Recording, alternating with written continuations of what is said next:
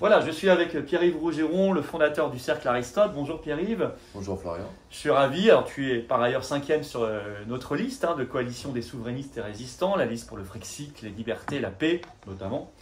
Je suis très heureux d'être avec toi et on va faire un petit tour de l'actualité. D'abord, on commence par ça parce que c'est une déclaration hallucinante que vient de faire la directrice de France Inter, Adèle Van Rett, qui a déclaré, je ne sais plus sur quelle émission, qu'elle assumait que sur les antennes de Radio France en général d'ailleurs, on ne donne pas la parole, je la cite, on ne donne pas la parole à ceux qui n'ont pas la bonne pensée. Alors elle a cité le climat et le Covid. Alors déjà, ça me paraît déjà hallucinant, mais est-ce que tu penses d'ailleurs que ça se limite à ces seuls thèmes du climat et du Covid ? Absolument pas. Je pense qu'il y a une juste parole sur l'UE. L'UE, ils sont un peu obligés d'en parler pour un truc qu'on ne rappelle pas, Florian. Rappelle-toi, c'était il y a 2 ans, ils ont été obligés de l'avouer. C'était oui, il y a eu une petite modulation salariale. Ah oui. Rappelle-toi, Oui, si oui. on parle de l'UE, si on parle aussi des dom-toms, parce que comme ils ont un profond mépris pour nos compatriotes des départements et territoires d'outre-mer, ils se permettent de rajouter ça. Et évidemment, donc là, l'UE, ils sont incités au sens économique du terme à en parler. Mais il y a On parlait bien. Voilà, mais en parler bien, parce que on sait jamais et ça, on touche à un des points centraux du journalisme à la française, c'est-à-dire une déviation du métier de policier. C'est-à-dire, fondamentalement, ce sont des commissaires aux idées propres. Là, le plus grave, parce qu'on peut avoir les avis qu'on veut sur CNews, sur machin, sur des chaînes privées ou sur des radios privées. Là, on est à Radio France. On est à Radio France. Donc Or, c'est payé par nos impôts. C'est payé par le contribuable. Or, il y a un principe qui est simple, qui est le cœur du parlementarisme moderne. Pas de taxation sans représentation. J'estime que ces gens-là me taxent, donc je dois être représenté d'une manière ou d'une autre. Et ce n'est pas en France où il manque des experts sur l'Union européenne, sur le climat, il n'y en a pas manqué sur le Covid, de gens courageux ou même d'experts pour en témoigner. Donc, soit ils ne peuvent pas mettre ça sur le dos de l'incompétence. Là, il y a une volonté de censure du citoyen avec le pognon du citoyen. Il est normal que, en France, la confiance dans les médias classiques et la confiance dans les journalistes se soit effondrée. Alors si maintenant ils s'en vantent, qu'ils ne viennent pas pleurer sur les conséquences à long terme que ça va avoir, en termes à la fois de crédibilité de l'information, mais une chose qu'on dit moins, Florian, qui est la crédibilité de l'information française à l'étranger. Je ne connais pas un grand média étranger qui n'a pas de correspondant à Paris parce qu'il n'accorde plus confiance. Pays en développement, mais même pays occidentaux, c'est le cas de beaucoup de médias américains par exemple, qui n'accordent plus aucun crédit à la presse française de la part de 2 générations de journalistes américains pour qui la France des années 70 était un modèle journalistique. Non, c'est très intéressant. Et alors déjà, sur le climat et le Covid, je trouve ça extrêmement choquant qu'on ne donne pas la parole au débat. D'autant que sur le Covid, par exemple, on sait à quel point ceux qui avaient une pensée, on en fait partie, dissonante, en fait, avaient raison. Bon, donc on aurait mieux fait de leur donner davantage la parole, et moins de parole d'ailleurs à des oiseaux ou les corrompus. Mais c'est vrai, et tu as raison, ça s'étend évidemment à la critique qu'on peut faire de l'Union européenne, de l'OTAN. J'ai l'impression que sur l'Ukraine, on n'a pas le droit non plus à la parole. De l'OTAN, l'Ukraine, le libre-échange. Tu sais, en France, c'est un peu comme les articles de la Constitution. Tu as un domaine limitatif et tu as un domaine extensible. Les sujets autorisés en France, c'est le domaine limitatif. Les sujets censurables, c'est le domaine extensif. C'est ça, exactement. Moi, par exemple, je crois que France Inter, ça m'est interdit depuis 2019. Ça va faire 5 ans. France Info, pareil, mais je l'ai fait une fois 7 minutes au téléphone en 2021 pendant les très grosses manifs Covid. Et j'avais un interrogatoire. J'avais une interview hallucinante, on peut la retrouver, où j'avais vraiment quelqu'un qui me coupait toutes les 3 secondes, très agressif, etc. Bon, donc, déviation du métier de policier. Oui, c'est ça. Donc on est vraiment, et encore on sentait qu'il se forçait parce qu'il y avait d'immenses manifs dans la rue, donc bon, mais c'était tout. Donc là, je vais revenir un moment, il faut que... non mais on lutte contre les censeurs et qu'on défende la liberté d'expression. Il n'y a pas de démocratie. C'est bien pour ça qu'on l'a mise au centre de la campagne, la liberté et la liberté d'expression. Il n'y a pas de démocratie sans liberté d'expression et sans droit d'accès à la parole. Tout le reste, c'est de la littérature. Est-ce qu'il faudra faire une loi contre les censeurs ? Il y a des Américains, des républicains américains qui sont en train de préparer ce genre de loi. Si tu veux, il faut l'équivalent à la fois d'un premier amendement en France, je le pense clairement. Parce que, alors on me dira, il y a des gens qu'on ne voudrait pas entendre. Oui, d'accord, mais on dit ça depuis Mitterrand et ça n'a pas fait baisser les discours agressifs. Bien au contraire, ça les a multipliés en leur donnant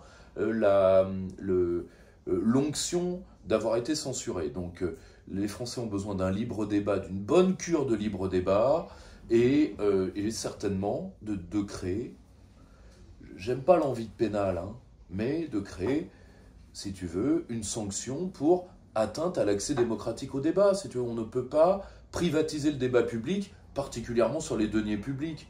Enfin, sincèrement, Poutine se permettrait de faire ça, on hurlerait. Ah, ça, Bon. effectivement.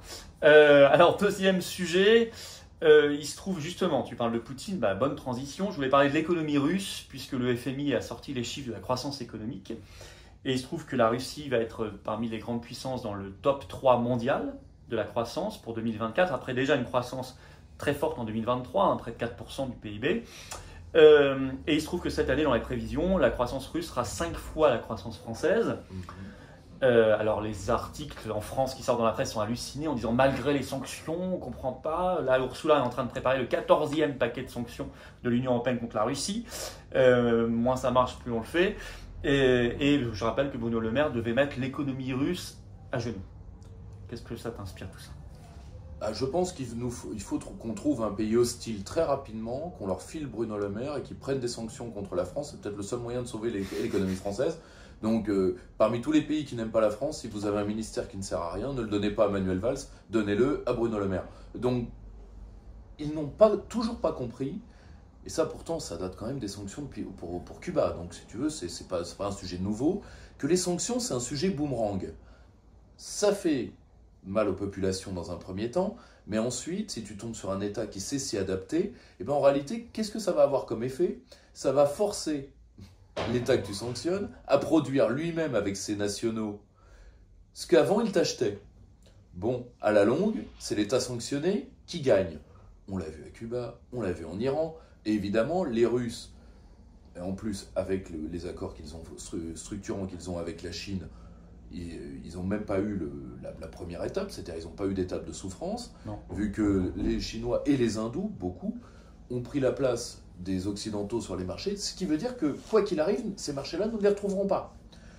Or, ça nous apprend qu'une seule chose, le système des sanctions, en plus d'être inique et inutile, aujourd'hui contre-productif, donc résultat, c'est des sanctions boomerang. Quand on en fera le bilan, certains universitaires commencent à le faire, eh bien on s'apercevra d'une chose, dans les sanctions contre la Russie, c'est les Européens qui ont perdu. Bravo. Tu vois, Mais bravo les Américains, non ?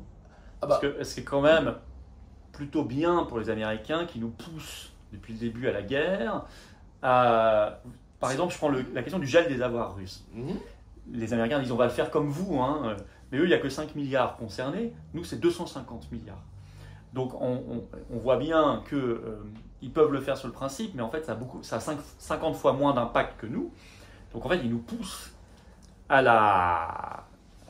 carnage, c'est-à-dire à l'abattoir. Bien sûr. Et tout ce qu'on pourra plus acheter aux Russes, ça va commencer largement avec le gaz de schiste américain. On va l'acheter, ou les armes. En tout cas, les armes, on les achète plus. En tout cas, des pays comme la Pologne, on achète beaucoup aux États-Unis parce qu'il faut absolument se préparer face à l'ogre russe. Donc on voit que le gagnant derrière tout ça, c'est toujours les États-Unis.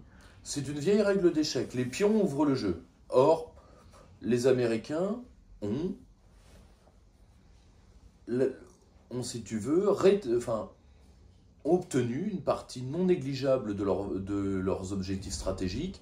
Tu vois, objectivement, tu as l'échiquier ukrainien qui se termine. Bon, voilà, LCI ne va pas faire la guerre toute seule, quoique Darius Rosban aimerait bien, mais malheureusement, il ne va pas y aller avec ses petits bras musclés. Donc, pour y aller avec Robert Ménard. S'il sort Robert, là on ne répond plus de rien. Mais même Poutine, il réfléchira peut-être à 2 fois. Mais il pourrait lui mettre un couvre-feu comme à Béziers. Donc là, l'échiquier va se terminer comment ? Avec un gagnant sur le cash, tu vois, qui va être les États-Unis, un gagnant stratégique qui va être la Russie, un perdant physique qui va être le peuple ukrainien parce qu'il ne restera rien de l'Ukraine. Alain Juillet était une sommité du renseignement, lui table quand même sur 1 500 000 hommes en dehors, tout confondu, en dehors de combat. Donc ça veut dire 5 fois la guerre de Syrie, faut quand même s'en rendre compte. Et des perdants économiques, perdants et contents, qui seront les Européens. Voilà, les pions ouvrent le jeu et les pions tombent. C'est sincèrement, ce n'est pas une mauvaise affaire pour les États-Unis d'Amérique, loin de là. Alors, tu parlais d'échiquier, référence au grand échiquier, un livre à connaître. À connaître et à lire. Pour comprendre la stratégie américaine depuis il date de la fin des années 90, il me semble. Hein, ce livre. Ouais, 97 par là. Dans ces eaux-là. Dans ces eaux-là, oui. On retrouvera. En tout cas, ça dit tout. Bon, c'est pas pour rien d'ailleurs non plus qu'on manifeste pour la paix ce samedi. Je crois que Romain Bessonnet sera là du Cercle Aristote pour prendre la parole. Rendez-vous à 14h, place du Palais Royal, hein, le samedi 27 avril. Dernier point, alors là, on va tordre le cou une énième fois au mythe qu'on va réformer de l'intérieur de l'Union européenne, notamment par le Parlement européen, puisque tu as vu que, bon, ça c'est la doctrine du RN et Reconquête, hein, qui vendent ça, mais LR aussi d'ailleurs, à leurs électeurs en disant nous serons majoritaires au Parlement européen, on va réformer complètement, réorienter complètement l'Europe. Nous on dit qu'il faut en sortir, c'est la seule solution. Et la preuve qu'ils mentent, d'abord leurs groupes seront numériquement très faibles, chacun un groupe de 80 eurodéputés sur 720, donc c'est très loin de la majorité, dans le meilleur des cas pour eux, hein, d'après les projections. Mais au-delà de ça, ils ne sont même pas d'accord à l'intérieur des groupes. En ce moment, on a 3 exemples. Les alliés de Reconquête dans le groupe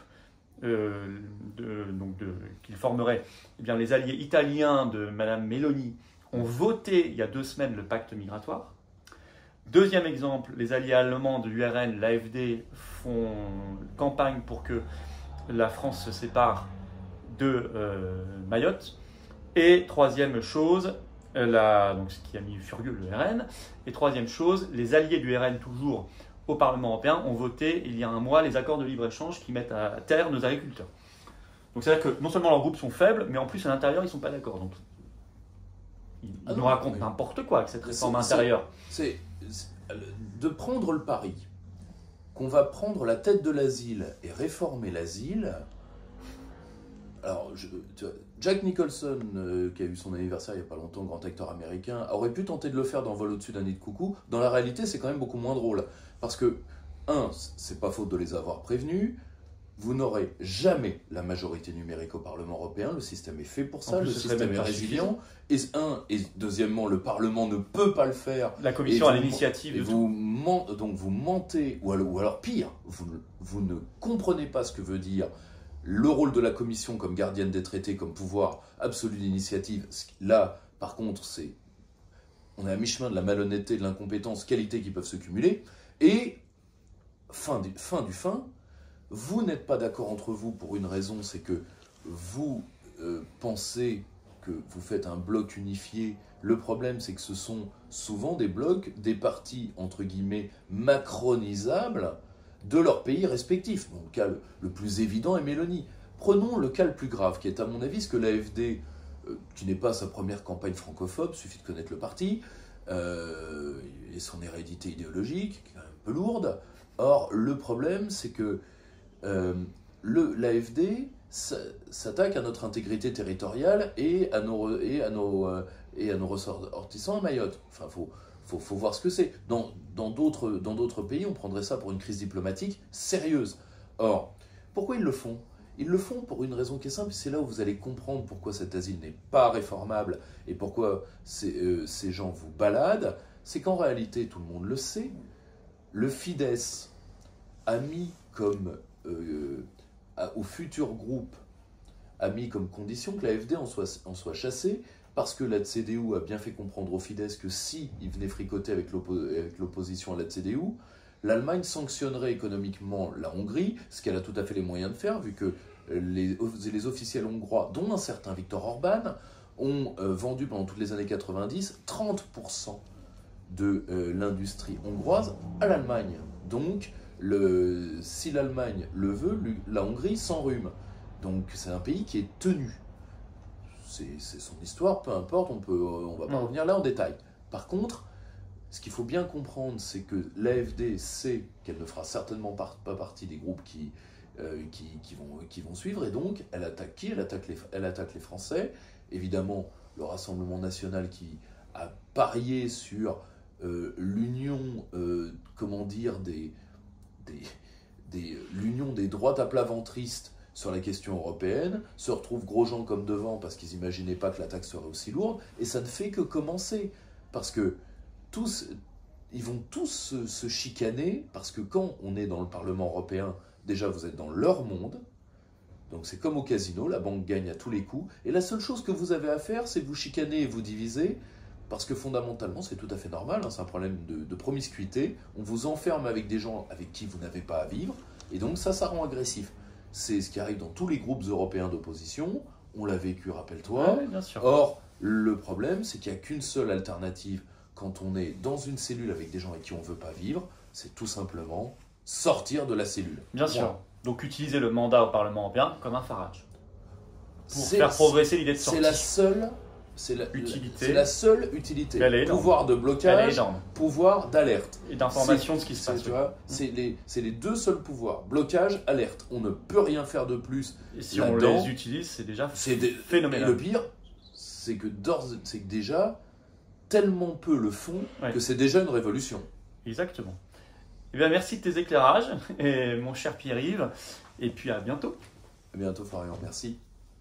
Voilà, merci à Pierre-Yves Rougeron, qui est sur la liste que j'ai l'honneur de conduire pour les européennes du 9 juin, fondateur du Cercle Aristote. Analyse très intéressante, bien sûr, de notre liberté d'expression. C'est un combat essentiel, nos libertés, et la liberté d'expression. Sinon, rien n'est possible. Aucun débat n'est possible.